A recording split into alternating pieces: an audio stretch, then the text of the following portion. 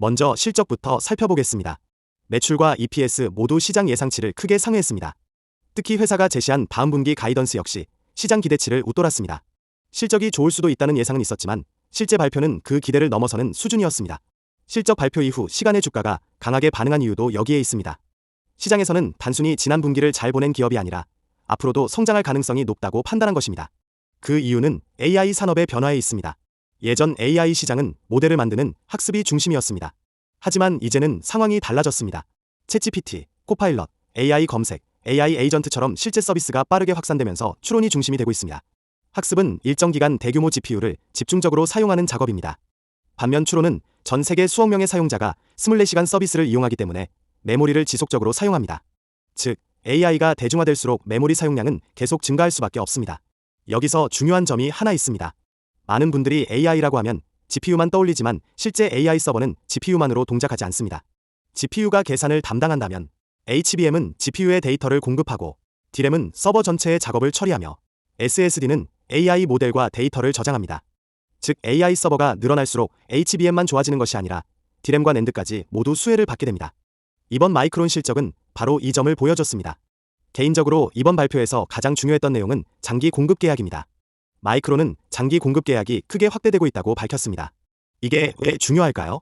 메모리 산업은 대표적인 경기순환 산업이었습니다. 가격이 오르면 모두 증설을 하고 공급이 넘치면 가격이 폭락하고 다시 감산을 하면서 가격이 회복되는 사이클이 반복됐습니다. 하지만 AI 메모리는 다릅니다. 대형 고객들은 안정적인 공급이 필요합니다. 그래서 수년 단위 장기 계약을 체결하기 시작했습니다.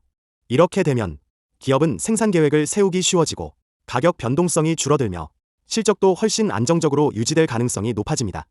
이번 발표는 메모리 산업이 단순한 사이클 산업에서 구조적인 성장 산업으로 바뀌고 있다는 신호로 해석할 수 있습니다. 이번 컨퍼런스 콜에서 또 하나 주목할 내용이 있었습니다. 회사는 AI 메모리 공급 부족이 당분간 계속될 것으로 전망했습니다. 그 이유는 간단합니다. AI 서버 증설 속도보다 메모리 생산 능력 확대 속도가 더 느리기 때문입니다. HBM은 일반 메모리보다 제조 과정이 훨씬 복잡합니다. 생산량을 빠르게 늘리기 어렵고 후공정 패키징 능력도 함께 확보해야 합니다. 반면 AI 데이터 센터 투자는 계속 확대되고 있습니다. 즉, 수요는 빠르게 증가하는데 공급은 천천히 늘어나고 있는 상황입니다. 이 구조가 유지되는 한 메모리 가격도 비교적 안정적으로 유지될 가능성이 높습니다. 국내 투자자들이 가장 궁금한 부분입니다. 먼저 SK하이닉스입니다. 이번 실적에서 가장 큰 수혜는 HBM입니다. HBM 시장은 여전히 공급이 부족한 상황이며 AI GPU 출하량이 늘어날수록 HBM 수요도 함께 증가합니다. HBM 시장에서 높은 경쟁력을 가진 SK하이닉스에는 긍정적인 환경입니다. 삼성전자도 마찬가지입니다. 삼성전자는 HBM뿐 아니라 서버용 D램과 낸드 비중도 매우 큽니다. AI 데이터 센터 확대는 결국 서버 메모리와 SSD 수요 증가로 이어집니다. 즉 이번 실적은 특정 기업만의 호재가 아니라 메모리 업황 전반이 개선되고 있다는 신호로 볼 수 있습니다. 많은 분들이 기대했던 액면 분할 발표는 없었습니다. 다만 이것이 부정적인 신호라고 볼 필요는 없습니다. 액면 분할은 기업 가치를 높이는 이벤트가 아니라 주당 가격을 조정해 거래 편의성을 높이는 결정입니다. 이번 발표에서 회사는 액면 분할보다 HBM, AI 수요, 장기 공급 계약, 생산 확대 전략에 집중했습니다. 현재 회사가 더 중요하게 보는 것은 주가가 아니라 장기적인 성장 기반을 만드는 일이라고 해석할 수 있습니다. 이번 마이크론 실적은 단순히 숫자가 잘 나온 분기 실적이 아닙니다. AI가 학습 중심에서 추론 중심으로 이동하면서 메모리의 중요성이 더 커지고 있다는 점, 장기 공급 계약 확대를 통해 산업 구조가 변화하고 있다는 점, 그리고 공급 부족이 당분간 이어질 가능성을 다시 확인했다는 점이 핵심입니다. 최근 AI 반도체 업종이 조정을 받으면서 시장에서는 AI 사이클이 끝난 것이 아니냐는 우려도 있었습니다. 하지만 이번 실적은 오히려 그 반대의 메시지를 보여줬습니다.